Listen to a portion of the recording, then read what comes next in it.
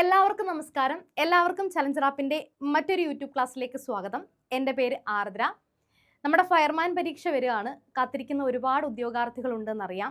അതുകൊണ്ട് തന്നെ എല്ലാ വിഷയങ്ങളുമായിട്ട് ബന്ധപ്പെട്ടിട്ടുള്ള വീഡിയോകൾ നമ്മുടെ ചാനലിൽ അപ്ലോഡ് ചെയ്തിട്ടുണ്ട്. അത് കൃത്യമായിട്ട് എല്ലാവരും പ്രയോജനപ്പെടുത്തുക. അക്കൂട്ടത്തിൽ തന്നെ നമ്മൾ ഇന്ന് നോക്കാൻ പോകുന്നത് മലയാള ഭാഗവുമായിട്ട് ബന്ധപ്പെട്ടിട്ടുള്ള കുറച്ച് ചോദ്യങ്ങൾ ഉൾപ്പെടുത്തിയിട്ടുള്ള ഒരു ക്ലാസ്സാണ്. അപ്പോൾ ഇതും കൃത്യമായിട്ട് നിങ്ങൾക്ക് ഉപകാരപ്പെടുമെന്ന് വിചാരിച്ചുകൊണ്ട് തന്നെ ആഗ്രഹിച്ചുകൊണ്ട് തന്നെ നമ്മുടെ ക്ലാസ്സിലേക്ക് കടക്കുന്നു. ആദ്യത്തെ ചോദ്യം നോക്കിയാലോ. ഒന്നാമത്തെ ചോദ്യമാണ്, ശരിയായ പദപ്രയോഗം കണ്ടെത്തുക എന്നുള്ളതാണ്. സ്വാദിഷ്ടം, സ്വാദിഷ്ടം, സ്വാദിഷ്ടം, സ്വാദിഷ്ടം. ഏതാണ് ശരിയായിട്ടുള്ള പദം എന്നുള്ളതാണ് ചോദ്യം. ഇവിടെ ശ്രദ്ധിക്കേണ്ട ഒരു കാര്യം എന്ന് പറയുന്നത് ഈ ഒരു അക്ഷരം, അതായത് ഷായും ഢായും കൂടെ വരുന്ന, പീഠത്തിന്റെ ഢായും ഷായും കൂടെ വരുന്ന ഇഷ്ടം എന്ന് പറയുന്ന അല്ലെങ്കിൽ ഷ്ഠ എന്ന് പറയുന്ന ഈ ഒരു അക്ഷരവുമായിട്ട് ബന്ധപ്പെട്ട് നമ്മുടെ ഈ അടുത്ത പരീക്ഷകളിൽ തന്നെ 2 ചോദ്യങ്ങൾ ഉണ്ടായിരുന്നു, പദശുദ്ധിയുമായിട്ട് ബന്ധപ്പെട്ട് തന്നെ. അപ്പൊ ഇത്തരത്തിലുള്ള പദങ്ങളൊന്ന് ഓർത്തിരിക്കുക. ഇതിലേതാണ് സ്വാദിഷ്ടമാണോ, സ്വാദിഷ്ടം, സ്വാദിഷ്ടം, സ്വാദിഷ്ടം, ഏതാണ് സ്വാദിഷ്ടം? ശരിയായിട്ടുള്ള പദം എന്ന് പറയുന്നത് സ്വാദിഷ്ടം എന്നുള്ളതാണ്. സ്വാദിഷ്ടം എന്നുള്ളതാണ്. ഓപ്ഷൻ സി ആണ് ശരിയായിട്ടുള്ള ഉത്തരം. ശ്രദ്ധിക്കുമല്ലോ, ശരിയായിട്ടുള്ള ഉത്തരം സ്വാദിഷ്ടം. സ്വാദിഷ്ടം എന്നുള്ളതാണ് ശരിയായിട്ടുള്ള ഉത്തരം. ഇതുപോലെ തന്നെ സമാനമായിട്ടുള്ള മറ്റു ചില പദങ്ങളും കൂടെ ഒന്ന് നോക്കാം. ഇതൊക്കെയാണവ: ജ്യേഷ്ഠൻ, കുഷ്ഠം, ശ്രേഷ്ഠൻ, ഫലഭൂയിഷ്ടം, കോപിഷ്ഠൻ, വസ്തുനിഷ്ഠം, കൃത്യനിഷ്ഠ എന്നൊക്കെ എഴുതുന്നതിനെല്ലാം തന്നെ ഷായും പീഠത്തിന്റെ ഢായും ചേർന്ന ഈ ഒരു രൂപമാണ് എന്നുള്ള കാര്യം മറന്നു പോകരുത്. ഇത് നമുക്ക് എപ്പോഴും കൺഫ്യൂഷൻ ആവുന്നത് ഷായും ടായും കൂടെ ചേർന്ന ഈ ഒരു രൂപവുമായിട്ട് ബന്ധപ്പെട്ടാണ്.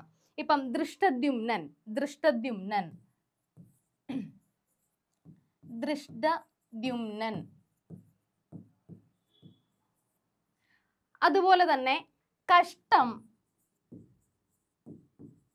മൃഷ്ടാന്നം, ആകൃഷ്ടൻ, ആകൃഷ്ടൻ.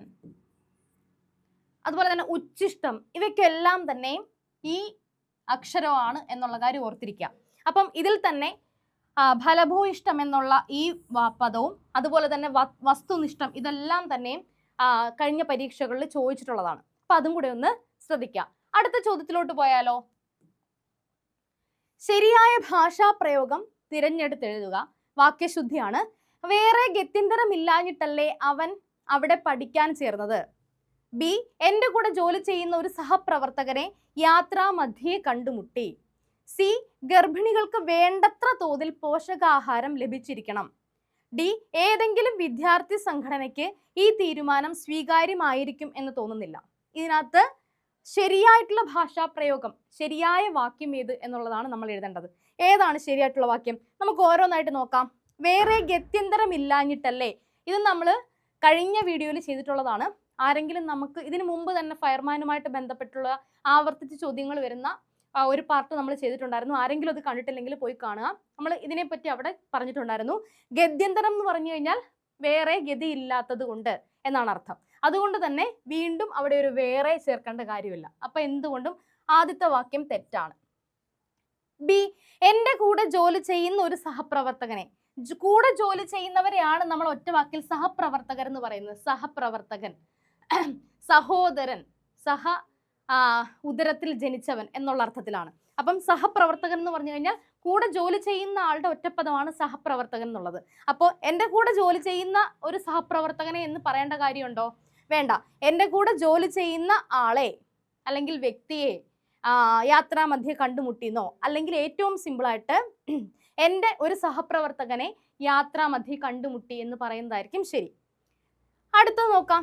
ഗർഭിണികൾക്ക് വേണ്ടത്ര തോതിൽ പോഷകാഹാരം ലഭിച്ചിരിക്കണം. ഇവിടെ വേണ്ടത്ര തോതിൽ, തോതു എന്ന് പറഞ്ഞു കഴിഞ്ഞാൽ അളവെന്നുള്ളതാണ് അർത്ഥം.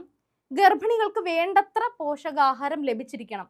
വേണ്ടുന്ന പോഷകാഹാരം ലഭിച്ചിരിക്കണം, ക്ഷമിക്കുക, വേണ്ടുന്ന അളവിലുള്ള പോഷകാഹാരം. അതുകൊണ്ട് തന്നെ വേണ്ടത്ര പോഷകാഹാരം ലഭിച്ചിരിക്കണം എന്ന് മതിയായിരിക്കും.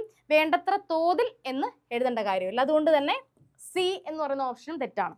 ഇനി ഡി നോക്കിയാലോ, ഏതെങ്കിലും വിദ്യാർത്ഥി സംഘടനയ്ക്ക് ഈ തീരുമാനം സ്വീകാര്യമായിരിക്കുമെന്ന് തോന്നുന്നില്ല എന്ന് പറയുന്നത് ശരിയായിട്ടുള്ള വാക്യമാണ്. ഏതെങ്കിലും വിദ്യാർത്ഥി സംഘടനയ്ക്ക് ഈ തീരുമാനം സ്വീകാര്യമായിരിക്കുമെന്ന് തോന്നുന്നില്ല എന്നുള്ള വാക്യം ശരിയാണ്. അടുത്ത ചോദ്യം നോക്കിയാലോ,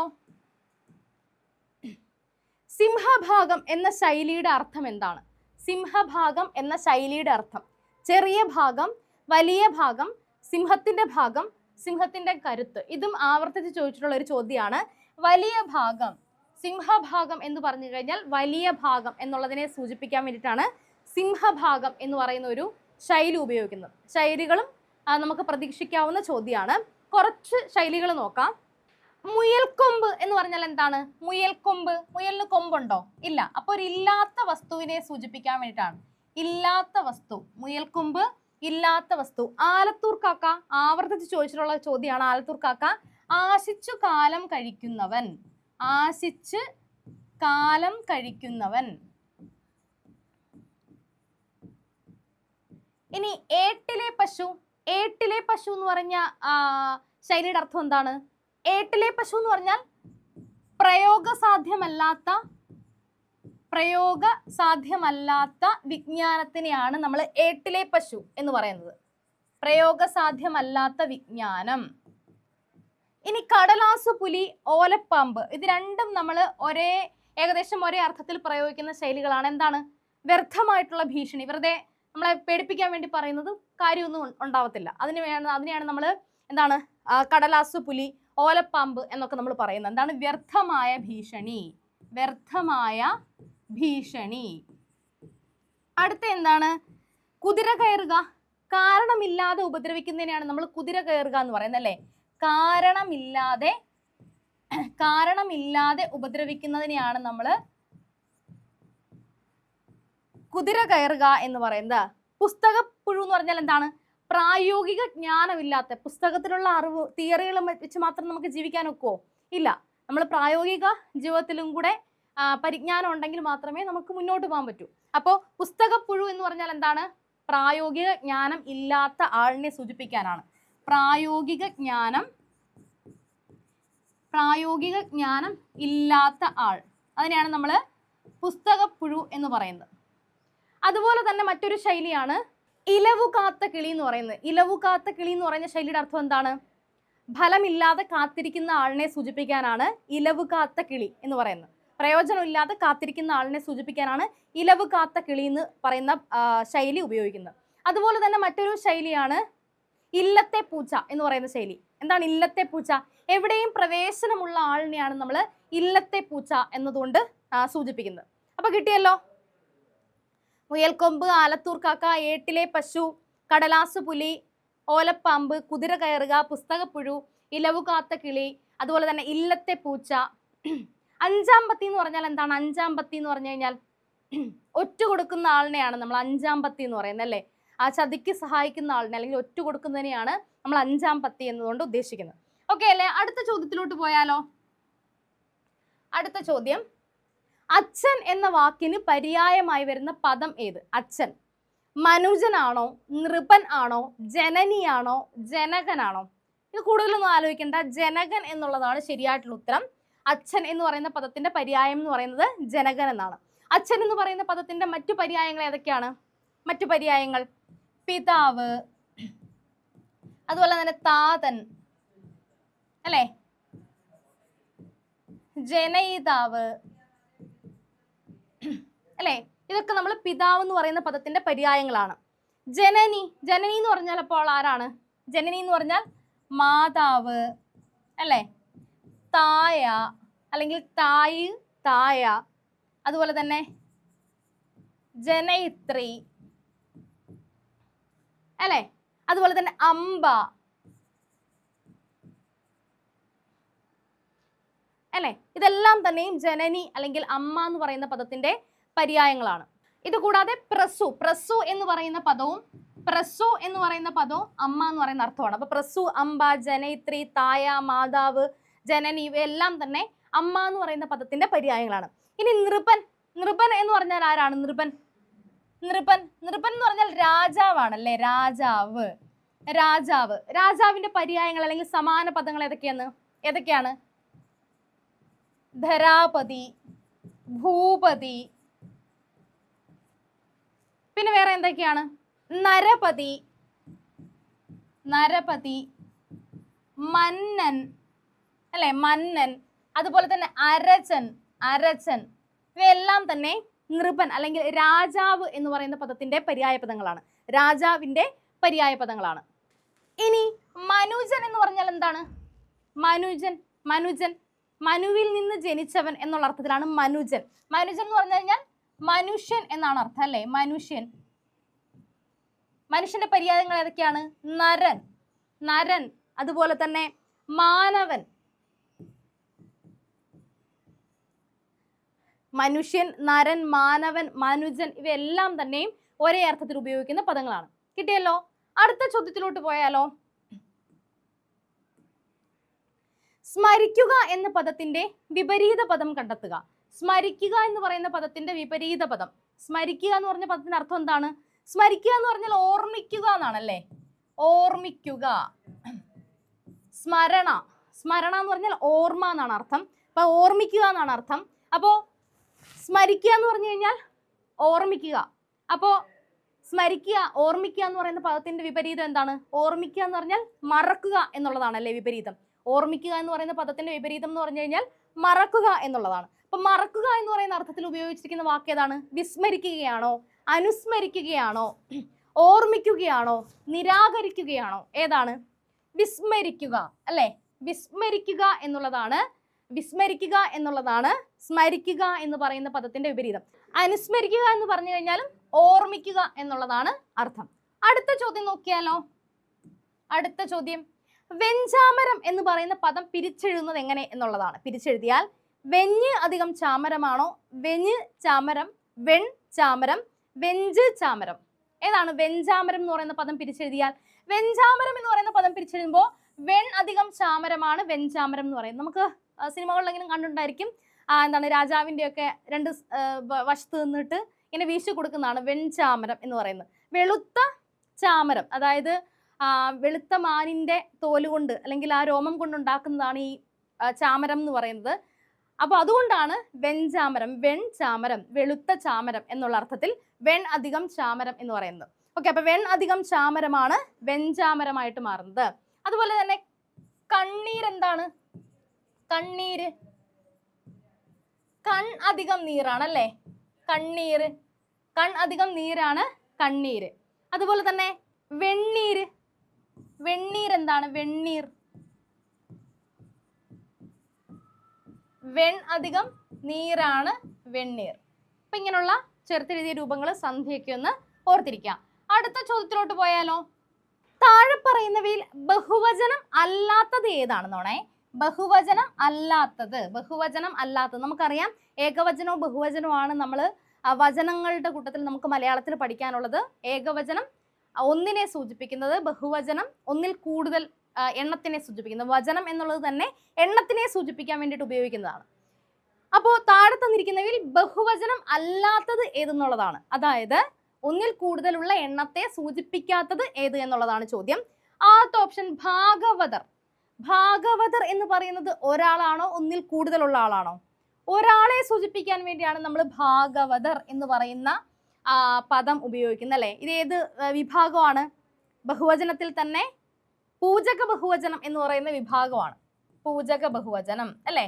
ബഹുമാന സൂചകാർത്ഥം നമ്മൾ എന്താ ആർമാർ, കൾ തുടങ്ങിയിട്ടുള്ള ബഹുവചന പ്രത്യയങ്ങൾ ഉപയോഗിക്കുന്നവയാണ് നമ്മൾ പൂജക ബഹുവചനം എന്ന് പറയുന്നത്. ഇനി അടുത്ത് നമുക്ക് ഉത്തരം കിട്ടിക്കഴിഞ്ഞു. അടുത്ത് നോക്കിയാലോ? മർത്യർ എന്നുള്ളത് ഒന്നിലധികം ആൾക്കാരെ സൂചിപ്പിക്കാനാണ്. മർത്യർ എന്നുള്ളതിന്റെ ഏകവചനം എന്ന് പറയുന്നത് മർത്യൻ എന്നാണ്. മർത്യൻ എന്ന് പറഞ്ഞ പദത്തിന്റെ അർത്ഥം എന്താണ്? മർത്യൻ, മനുഷ്യൻ എന്നാണ്. ഇനി അടുത്ത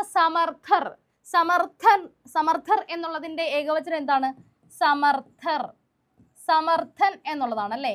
സമർത്ഥൻ. ഇനി ആസ്വാദകൻ,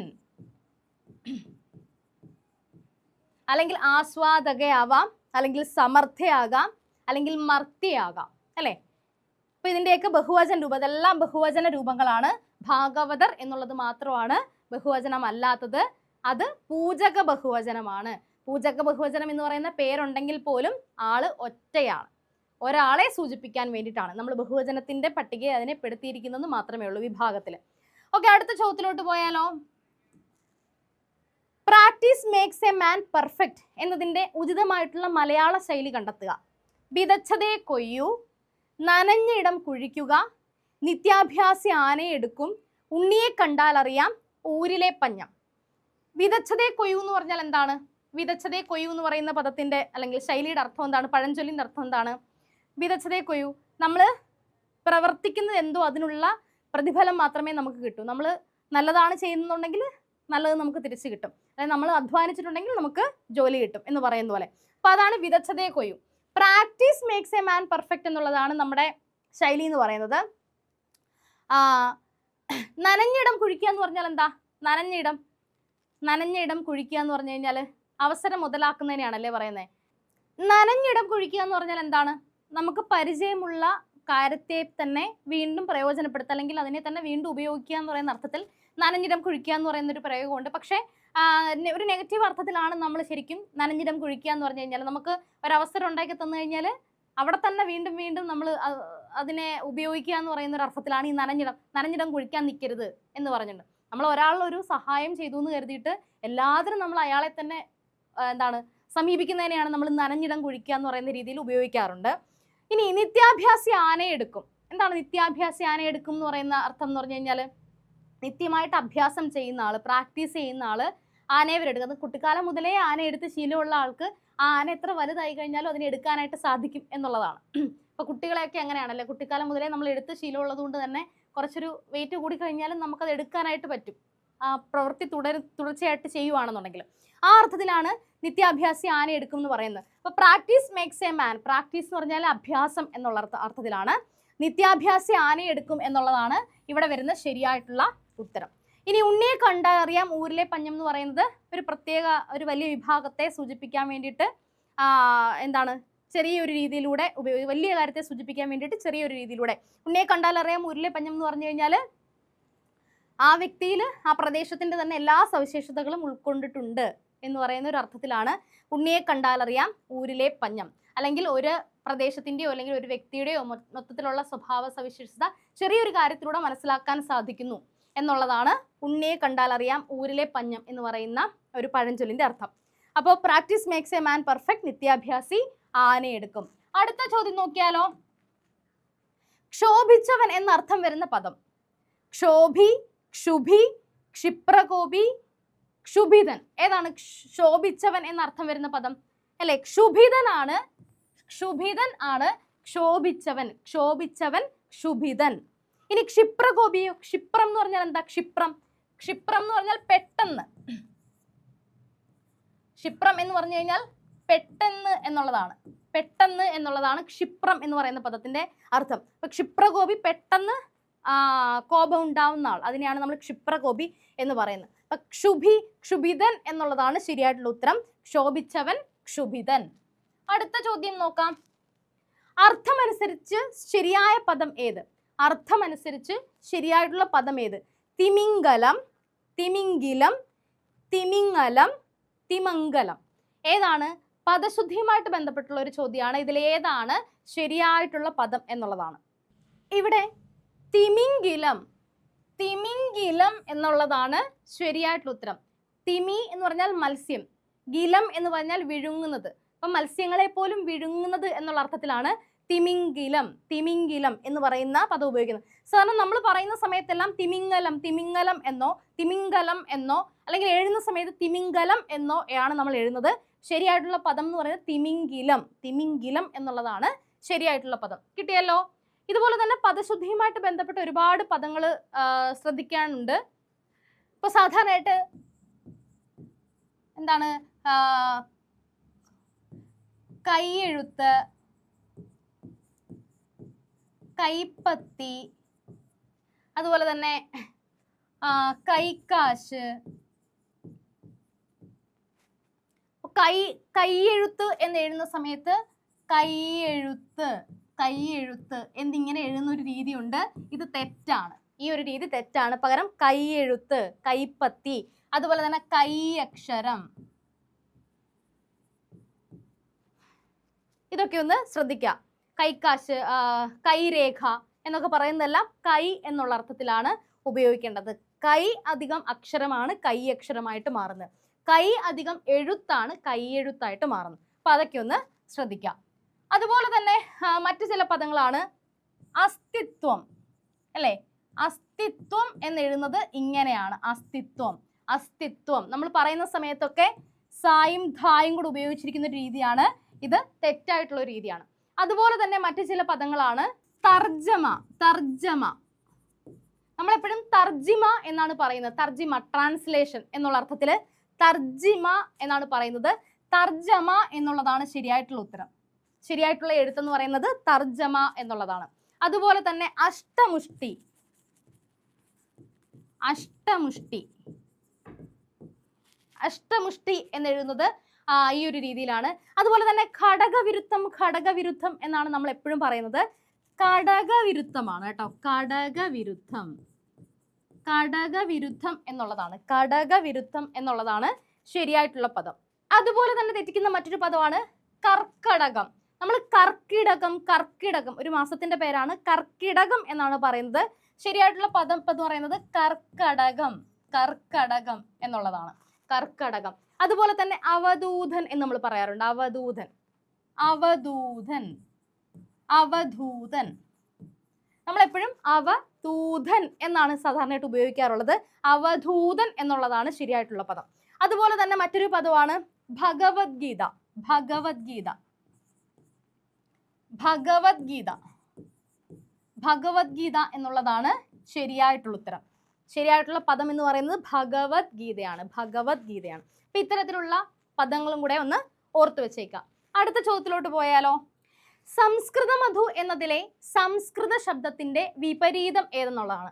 സംസ്കൃതം എന്ന് പറയുന്ന പദത്തിന്റെ വിപരീതം ഏത് എന്നുള്ളതാണ് അടുത്ത ചോദ്യം എന്ന് പറയുന്നത്. നോക്കാം ഓപ്ഷൻസ്. ഓപ്ഷൻ എ പ്രാകൃതം, ബി മലയാളം, സി അസംസ്കൃതം, ഡി പുളി.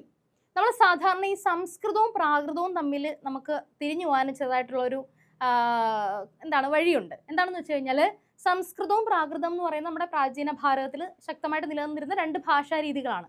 സംസ്കൃതം എന്ന് പറയുന്ന പദത്തിന് അർത്ഥം തന്നെ സംസ്കരിക്കപ്പെട്ടത് എന്നാണ്. സംസ്കരിക്കപ്പെട്ടത്.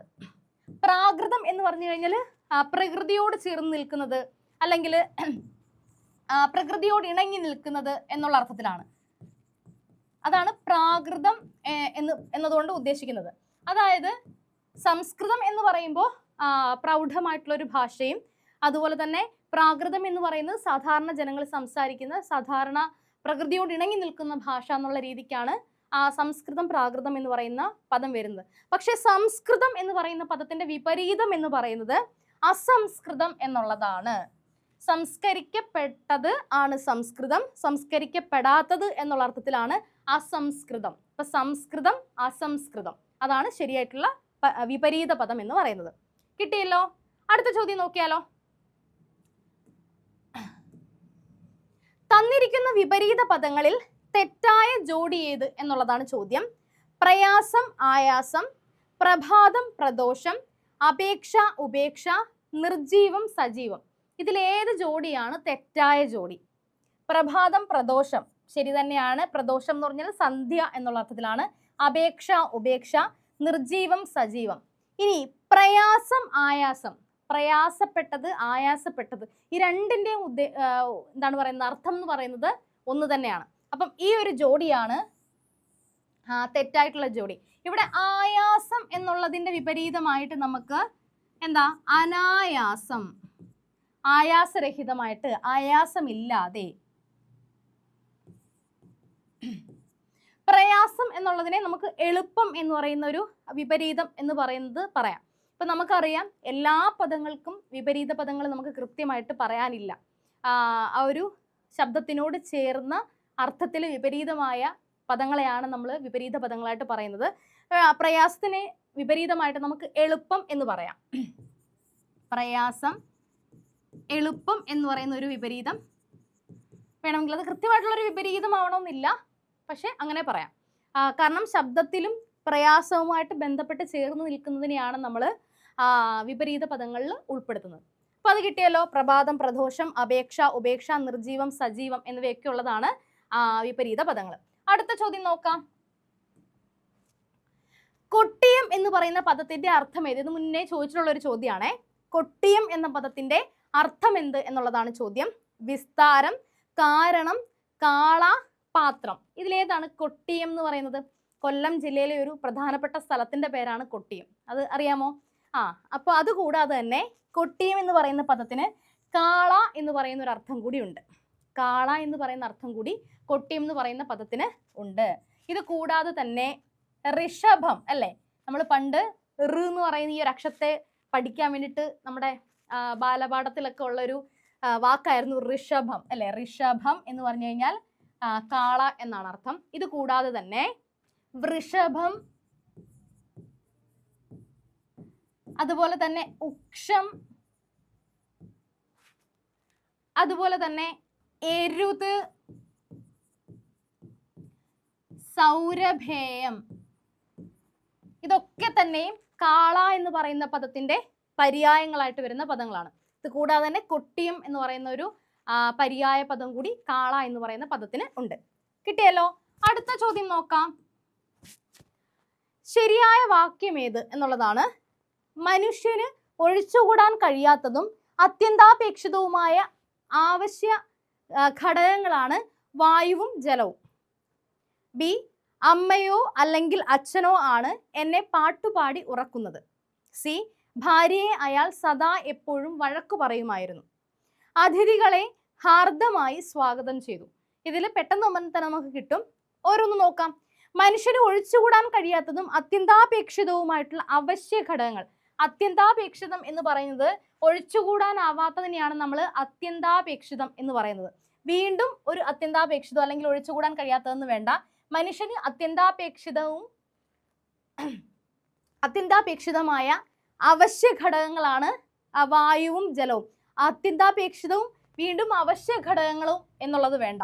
ഒഴിച്ചുകൂടാൻ കഴിയാത്തത്, അത്യന്താപേക്ഷിതം, അവശ്യ ഘടകങ്ങൾ, ഇതെല്ലാം തന്നെ അവശ്യം എന്ന് പറയുന്നത് എല്ലാം തന്നെയും ഒരേ അർത്ഥത്തിൽ ഉപയോഗിക്കുന്ന പദങ്ങളാണ്. അപ്പോൾ മനുഷ്യന് അത്യന്താപേക്ഷിതമായ ഘടകങ്ങളാണ് വായുവും ജലവും എന്ന് മതിയായിരിക്കും. അവശ്യം, ഒഴിച്ചുകൂടാൻ കഴിയാത്തത്, അത്യന്താപേക്ഷിതം, ഇത് മൂന്നും കൂടെ നമ്മൾ ഒന്നിച്ച് ഉപയോഗിക്കേണ്ട കാര്യമില്ല. മനുഷ്യന് അത്യന്താപേക്ഷിതമായ ഘടകങ്ങളാണ് വായുവും ജലവും, അല്ലെങ്കിൽ മനുഷ്യന് ഒഴിച്ചുകൂടാൻ കഴിയാത്ത ഘടകങ്ങളാണ് വായുവും ജലവും, അല്ലെങ്കിൽ മനുഷ്യന്റെ അവശ്യ ഘടകങ്ങളാണ് വായുവും ജലവും. ഇവിടെ അവശ്യം, ആവശ്യം ശ്രദ്ധിക്കണേ. ആവശ്യം, ആവശ്യം എന്നിങ്ങനെ എഴുതുന്ന ഒരു രീതിയുണ്ട്. ഇത് തെറ്റാണ്. ആവശ്യം അല്ലെങ്കിൽ അവശ്യം. ഈ അവശ്യം എന്ന് പറയുന്നത്, അവശ്യം എന്ന് പറയുന്ന പദത്തിന്റെ അർത്ഥം എന്ന് വെച്ച് കഴിഞ്ഞാൽ ഒഴിച്ചുകൂടാനാകാത്തത് എന്നുള്ളതാണ്. ഒഴിച്ചുകൂടാനാകാത്തത്.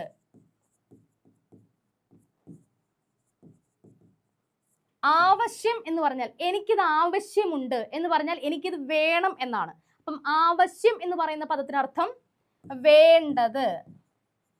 പക്ഷെ ഈ ആവശ്യവും അവശ്യവും നമ്മൾ ഒരേ അർത്ഥത്തിൽ തന്നെ ഉപയോഗിക്കാറുണ്ട്. അത് രൂപത്തിൽ ഒരേ അർത്ഥം തന്നെയാണ്. ആവശ്യം എന്ന് പറഞ്ഞു കഴിഞ്ഞു കഴിഞ്ഞാൽ വേണ്ടത്. എനിക്ക് ഈ സാധനം ആവശ്യമുണ്ട്, എനിക്കിത് വേണ്ടതുണ്ട് എന്നുള്ള അർത്ഥത്തിൽ. അവശ്യ സാധനങ്ങൾ, ഒഴിച്ചുകൂടാനാവാത്ത സാധനങ്ങൾ. അപ്പൊ അവശ്യം, ഒഴിച്ചുകൂടാനാവാത്തത്, അങ്ങനെ ഒരു അർത്ഥവ്യത്യാസവും കൂടെ ഉണ്ട്. അതും കൂടെ ഒന്ന് ശ്രദ്ധിക്കാം. ഇനി അടുത്തത് നോക്കാം. അമ്മയോ അല്ലെങ്കിൽ അച്ഛനോ ആണ് എന്നെ പാട്ടുപാടി ഉറക്കുന്നത്. ഈ ഓ എന്ന് പറയുന്ന രൂപം ഉപയോഗിക്കുന്ന സമയത്ത്, പ്രത്യയം ഉപയോഗിക്കുന്ന സമയത്ത് ഈ അല്ലെങ്കിൽ എന്നത് ഉപയോഗിക്കേണ്ട. അല്ലെങ്കിൽ അമ്മ അല്ലെങ്കിൽ അച്ഛൻ, ഇവരിൽ ഒരാളാണ് എന്നെ പാട്ടുപാടി ഉറക്കുന്നത് എന്ന് വേണമെങ്കിൽ ആവാം. അവിടെ അതിനേക്കാൾ നമുക്ക് ഈ വാക്യം ശുദ്ധീകരിക്കാനുള്ള ഒരു മാർഗം എന്ന് പറയുന്നത് അമ്മയോ അച്ഛനോ ആണ് എന്നെ പാട്ടുപാടി ഉറക്കുന്നത്. ഈ ഓ എന്നതിൻ്റെ കൂടെ അല്ലെങ്കിൽ എന്നുള്ളതും കൂടെ ചേർക്കേണ്ട കാര്യമില്ല. ഇവിടെ എല്ലാം പുനരുക്തി ദോഷമാണ് നമുക്ക് കാണാനായിട്ട് സാധിക്കുന്നത്. അടുത്തത്, ഭാര്യയെ അയാൾ സദാ എപ്പോഴും വഴക്കു പറയുമായിരുന്നു. സദാ എന്ന് പറയുന്ന പദം ഉപയോഗിക്കുന്നത് എപ്പോഴും, എല്ലായ്പ്പോഴും എന്നുള്ള അർത്ഥത്തെ കുറിക്കാൻ വേണ്ടിയിട്ടാണ്. അപ്പൊ വീണ്ടും അയാൾ സദാ എപ്പോഴും എന്നുള്ളത് വേണ്ട. ഭാര്യയെ അയാൾ സദാ വഴക്കു പറയുമായിരുന്നു എന്നോ ഭാര്യയെ അയാൾ എപ്പോഴും വഴക്കു പറയുമായിരുന്നോ എന്നും മതിയായിരിക്കും. ആരെയും അങ്ങനെ എപ്പോഴും വഴക്ക് പറയുന്നത് നല്ലതല്ല എന്ന് ഓർക്കുക.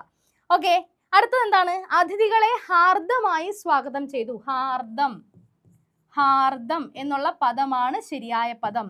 ഹാർദവം തെറ്റാണ്. ഹാർദവം എന്ന് പറയുന്നത് തെറ്റാണ്. ഹാർദം എന്ന് പറയുന്ന പദമാണ് ശരിയായിട്ടുള്ള ഉത്തരം.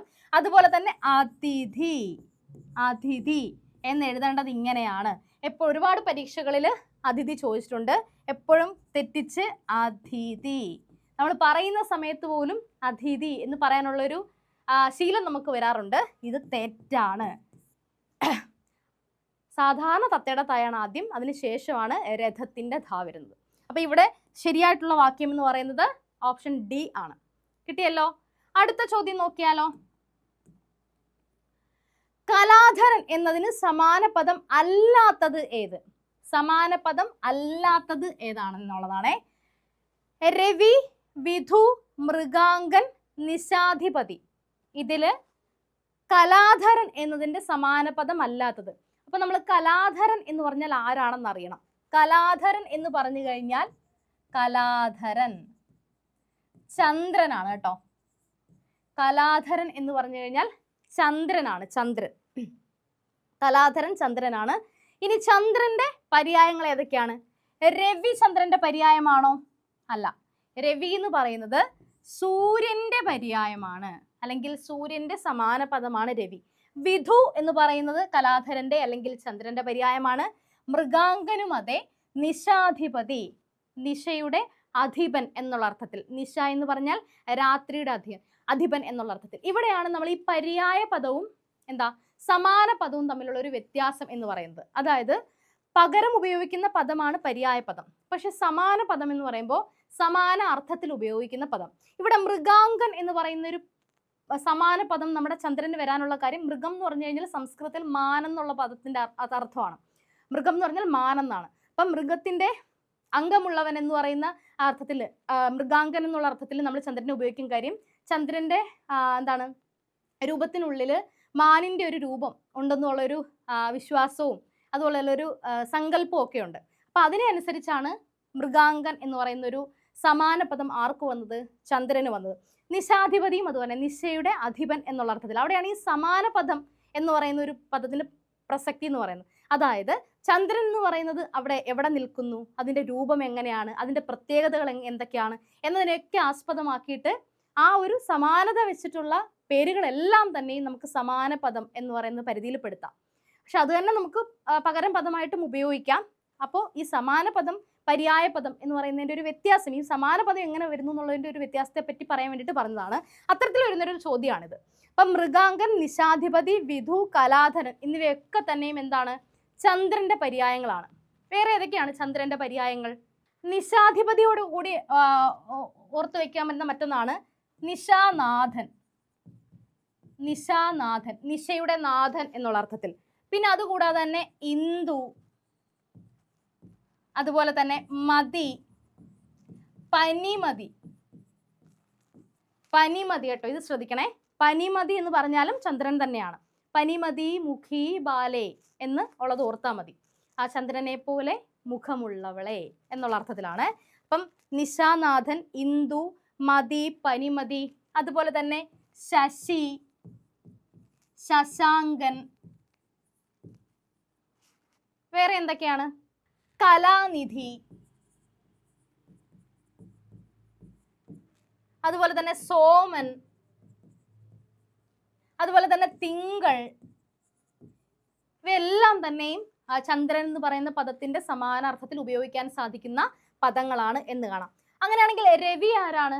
രവി, രവി എന്ന് പറഞ്ഞാൽ സൂര്യനാണല്ലേ. സൂര്യന്റെ പര്യായങ്ങൾ ഏതൊക്കെയാണ്, അല്ലെങ്കിൽ സൂര്യന്റെ സമാന പദങ്ങൾ ഏതൊക്കെയാണ്? ദിവാകരൻ, ദിനകരൻ, മാർത്താണ്ഡൻ, അതുപോലെ തന്നെ ഞായർ, അംശുമാൻ,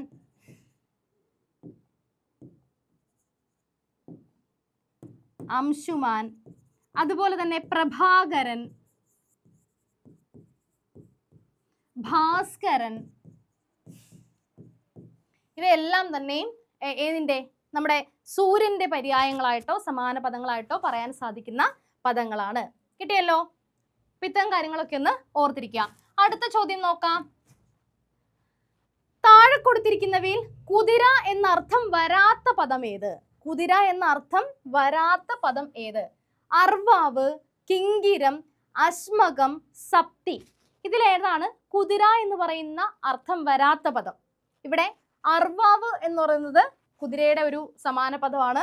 കിങ്കിരവും അതെ, സപ്തിയും അതെ. അശ്മകം എന്നുള്ളതാണ് ഇവിടുത്തെ ശരിയായിട്ടുള്ള ഉത്തരം. അശ്മകം എന്ന് പറഞ്ഞു കഴിഞ്ഞാൽ നമ്മൾ കന്മദം എന്ന് പറയത്തില്ലേ? കന്മദം എന്ന് പറഞ്ഞാൽ എന്താണ്? കൽ അധികം മതമാണ് എന്താണ് കന്മദമായിട്ട് മാറുന്നത്. അതായത് പാറകളിൽ നിന്നും പൊട്ടിയൊലിക്കുന്ന ഒരു ദ്രവത്തിനെയാണ് നമ്മൾ കന്മദം എന്ന് പറയുന്നത്. ആ അർത്ഥത്തിലുള്ള ഒരു വാക്ക് തന്നെയാണ് അശ്മകം എന്ന് പറയുന്നത്. അശ്മകം. അവിടെ അർവാവ്, കിങ്കിരം, സപ്തി ഇതെല്ലാം തന്നെയും കുതിരയുടെ അർത്ഥത്തിൽ ഉപയോഗിക്കുന്ന, കുതിര എന്ന് പറയുന്ന പദത്തിന്റെ അർത്ഥത്തിൽ ഉപയോഗിക്കുന്ന പദങ്ങളാണ്. ഇത് കൂടാതെ തന്നെ നമ്മൾ ഏതൊക്കെയാണ് സാധാരണഗതിയിൽ നമ്മൾ കുതിരയുടെ പര്യായങ്ങളായിട്ട് പറയാറുള്ളത്? ഏതാണ്? തുരകം അല്ലെ, ഹയം, വാജി, വേറെ എന്തൊക്കെയാണ്? അശ്വം അല്ലെ, ഘോടകം, സൈന്ധവം. ഇതെല്ലാം തന്നെ നമുക്ക് കുതിരയുടെ പര്യായങ്ങളായിട്ട് അറിയാം. അതിന്റെ കൂടെ ഓർത്ത് വെക്കേണ്ടത് അർവാവ്, കിങ്കിരം, സപ്തി ഈ പദങ്ങളെല്ലാം തന്നെയും കുതിര എന്ന് പറയുന്ന പദത്തിന്റെ പര്യായമായിട്ട് ഉപയോഗിക്കുന്ന പദങ്ങൾ തന്നെയാണ്. അടുത്ത ചോദ്യം നോക്കിയാലോ? അടുത്ത ചോദ്യം നോക്കാം. അജ്ഞന്മാർക്ക് അനുഷ്ഠാന കർമ്മങ്ങൾ ഉണ്ടോ? സമാനാർത്ഥം വരുന്ന പഴഞ്ചൊല്ലേത്? അജ്ഞന്മാർക്ക് അനുഷ്ഠാന കർമ്മങ്ങൾ ഉണ്ടോ എന്ന് പറയുന്ന, അതായത് അറിവില്ലാത്തവർക്ക് പ്രത്യേകിച്ച് എന്തെങ്കിലും അനുഷ്ഠാനങ്ങൾ ഉണ്ടോ, അവരുടെ ജീവിതത്തിൽ എന്തെങ്കിലും പ്രത്യേകിച്ച് അനുഷ്ഠാനങ്ങൾ ഉണ്ടോ എന്നർത്ഥത്തിൽ ഉപയോഗിക്കുന്ന പഴഞ്ചൊല്ല് ഏതെന്നുള്ളതാണ്. Option A ആടറിയുമോ Angadi വാണിഭം, B അഗതിച്ചൊല്ല് അരങ്ങത്തേശുമോ, C Anju വിരലും ഒരുപോലെയോ, D കാട്ടുകോഴിക്കുണ്ടോ Makar Sankranti. നമുക്ക് ഓരോ പഴഞ്ചൊല്ലായിട്ട് നോക്കാം. ആടറിയുമോ അങ്ങാടി വാണിഭം. അങ്ങാടികളിൽ, നമ്മുടെ കച്ചവട സ്ഥലങ്ങളിൽ ഒരുപാട് ധാരാളമായിട്ട് കാണുന്ന ഒന്നാണ് ആടുകൾ എന്ന് പറയുന്നത്. പക്ഷേ അവിടവുമായിട്ട് ബന്ധപ്പെട്ട് നടക്കുന്നവയാണെങ്കിൽ പോലും അവിടുത്തെ വിലവിവര കണക്കുകളെ പറ്റിയോ അവിടുത്തെ കച്ചവടങ്ങളിലെ ലാഭനഷ്ടങ്ങളെ പറ്റിയോ കാണും ആടിനറിയാമോ? അപ്പോൾ അതുപോലെ ചില ആൾക്കാരുടെ അജ്ഞതയെ കുറിക്കാൻ അവരതുമായിട്ട് ബന്ധപ്പെട്ട് നിൽക്കുന്ന ഇടമാണെങ്കിൽ പോലും അവർക്ക് അതിനെപ്പറ്റി ധാരണയില്ല എന്ന് സൂചിപ്പിക്കാൻ വേണ്ടിയിട്ട് ഉപയോഗിക്കുന്ന പഴഞ്ചൊല്ലാണ് ആടറിയുമോ അങ്ങാടി വാണിഭം. അല്ലെങ്കിൽ ചില കാര്യങ്ങളിലുള്ള അറിവില്ലായ്മ, അല്ലെങ്കിൽ ചെറിയ നിസാരക്കാരന്മാരായിട്ടുള്ള ആൾക്കാർക്ക് വലിയ കാര്യങ്ങളുള്ള ജ്ഞാനമില്ല എന്നുള്ള അർത്ഥത്തിൽ ഉപയോഗിക്കുന്നതാണ് ആടറിയുമോ അങ്ങാടി വാണിഭം എന്ന് പറയുന്ന ചൊല്ല്. ഇനി അഗതി ചൊല്ല് അരങ്ങത്തേശുമോ. വലിയൊരു അരങ്ങില് അർത്ഥശൂന്യമായിട്ടുള്ള വർത്തമാനങ്ങൾ എങ്ങാനും യേശുമോ? ഇല്ല, അങ്ങനെ വർത്തമാനങ്ങൾ കൊണ്ട് കാര്യമില്ല, അതിന്റെ ആവശ്യവും അവിടെ ഇല്ല. ഇപ്പൊ അനവസരത്തിലുള്ള ചില വർത്തമാനങ്ങളൊക്കെ ചില വേദികളിലോ അരങ്ങിലോ സ്ഥലങ്ങളിലോ ഇടങ്ങളിലോ ഒക്കെ ഉണ്ടാവുന്ന സമയത്ത് അഗതി ചൊല്ല് അരങ്ങത്തേശുമോ എന്ന് പറയുന്ന ഒരു പഴഞ്ചൊല്ല് നമുക്ക് ഉപയോഗിക്കാം. ഇനി അഞ്ചു വിരലും ഒരുപോലെയോ. നമ്മുടെ കയ്യിലെ അഞ്ചു വിരലും വ്യത്യസ്തമാണ്. ഏതെങ്കിലും ഒന്നിനെ നമുക്ക് നഷ്ടപ്പെടുത്താനായിട്ട് പറ്റുമോ? ഇല്ല. അഞ്ചിനും അഞ്ചിൻ്റെതായിട്ടുള്ള പ്രത്യേകതകളുണ്ട്. ഒന്ന് ചെറുതാണെന്ന് വിചാരിച്ചോ, ഒന്നിന് തടി കൂടുതലാണെന്ന് വിചാരിച്ചോ, ഒന്ന് ഏറ്റവും നീളം കൂടുതലാണെന്ന് വിചാരിച്ചോ എന്തെങ്കിലും മേന്മയോ അല്ലെങ്കിൽ അതുകൊണ്ട് എന്തെങ്കിലും പ്രശ്നമോ ഉണ്ടോ? ഇല്ല. അഞ്ചു വിരലിനും അതിൻ്റെതായിട്ടുള്ള ഗുണങ്ങളുണ്ട്, പ്രത്യേകതകളുണ്ട്.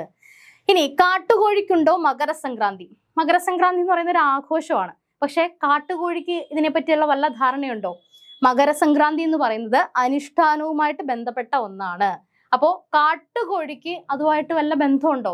മകരസംക്രാന്തി ആണെന്നോ ഓണമാണെന്നോ വിഷു ആണെന്നോ കാട്ടുകോഴിക്കുണ്ടോ? ഇല്ല. അപ്പൊ അതാണ് ഇവിടെ ശരിയായിട്ടുള്ള ഉത്തരം. അജ്ഞന്മാർക്ക്, ഇതിനെപ്പറ്റി ധാരണയില്ലാത്ത ഒരാൾക്ക് അനുഷ്ഠാന കർമ്മങ്ങൾ വല്ലതും ഉണ്ടോ? അനുഷ്ഠാനങ്ങളെ പറ്റിയോ ചുറ്റും നടക്കുന്ന കാര്യങ്ങളെ പറ്റിയോ ധാരണ ഇല്ലാത്ത ഒരാൾക്ക് അതുകൊണ്ട് എന്തെങ്കിലും പ്രത്യേകതയായിട്ട് തോന്നുന്നുണ്ടോ? ഇല്ല. അതാണ് കാട്ടുകോഴിക്കുണ്ടോ മകരസംക്രാന്തി. അതാണ് അജ്ഞന്മാർക്ക് അനുഷ്ഠാന കർമ്മങ്ങളുണ്ടോ. അനുഷ്ഠാന കർമ്മങ്ങളിൽ ഒന്നാണ് ഈ മകരസംക്രാന്തി എന്ന് പറയുന്നത്. കാട്ടുകോഴി അതിനെപ്പറ്റി വല്ല ധാരണയുള്ള ആളാണോ? അല്ല. അപ്പോ അജ്ഞന്മാർക്ക് അനുഷ്ഠാന കർമ്മങ്ങൾ ഉണ്ടോ എന്നതിന് സമാനമായ ചൊല്ല് കാട്ടുകോഴിക്കുണ്ടോ മകരസംക്രാന്തി. അടുത്തത് നോക്കാം. ചുവപ്പ് എന്നതിന് സമാനമായ പദം ഏത്? ഇന്ദീവരം, ലോഹിതം, ശ്വേതം, സിതം. ഇതിലേതാണ് ചുവപ്പ് എന്ന് പറയുന്ന പദത്തിന്റെ എന്താണ് തുല്യമായിട്ടുള്ള പദം അല്ലെ? സമാനമായ പദം, തുല്യമായ പദം ഏത്? അല്ലെങ്കിൽ സമാനാർത്ഥത്തിൽ ഉപയോഗിക്കുന്ന പദം ഏതാണ്? ഇന്ദീവരമാണോ, ലോഹിതമാണോ, ശ്വേതമാണോ, സിതമാണോ? ഒന്നാമതായിട്ട് പറയട്ടെ, ചുവപ്പ് എന്ന് പറയുന്നതല്ല. നമ്മുടെ PSC ചോദിച്ച ചോദ്യമാണ്. ചെമപ്പ് എന്ന് പറയുന്ന വാക്കാണ് ശരിയായിട്ടുള്ള പദം. ചെമപ്പാണ് ശരിയായിട്ടുള്ള പദം. പോട്ടെ, ചുവപ്പ് എന്നതിന് സമാനമായ പദം ഏതാണെന്നുള്ളതാണ് നമ്മുടെ ചോദ്യം. ഏതാണ്? ഇവിടെ ഇന്ദീവരം. ഇന്ദീവരം എന്ന് പറഞ്ഞു കഴിഞ്ഞാൽ എന്താണ്? ഇന്ദീവരം എന്ന് പറഞ്ഞു കഴിഞ്ഞാൽ നീലത്താമര, കരിങ്കൂവളം, ഇതിനൊക്കെ നമ്മൾ ഇന്ദീവരം എന്ന് പറയും. നീലത്താമര, കരിങ്കൂവളം, ഇതിനൊക്കെ നമ്മൾ ഇന്ദീവരം എന്ന് പറയാറുണ്ട്. ഇനി ലോഹിതം എന്ന് പറയുന്ന പദത്തിനർത്ഥം ചെമപ്പ് എന്ന് തന്നെയാണ്. ശ്വേതം നമുക്കറിയാം, ശ്വേതാശ്വങ്ങൾ എന്ന് പറയാറുണ്ട് അല്ലെ? വെളുത്ത കുതിരകൾ എന്നുള്ള അർത്ഥത്തിൽ. ശ്വേതം വെള്ള എന്ന അർത്ഥത്തിൽ ഉപയോഗിക്കുന്ന പദമാണ്. ഇനി സിതം എന്ന് പറഞ്ഞു കഴിഞ്ഞാൽ വെള്ള അല്ലെങ്കിൽ വെള്ളി എന്നർത്ഥത്തിൽ ഉപയോഗിക്കുന്നതാണ്. വെള്ളി സിതം എന്ന് പറയുന്നത്. രജതം എന്ന് പറയുന്നതും അത് തന്നെയാണ്. രജതവും വെള്ളി തന്നെയാണ്. ഇനി ചുവപ്പിന്റെ മറ്റു പര്യായങ്ങൾ ഏതാണ്? ലോഹിതം ചുവപ്പാണ്. പിന്നെ ശോണിതം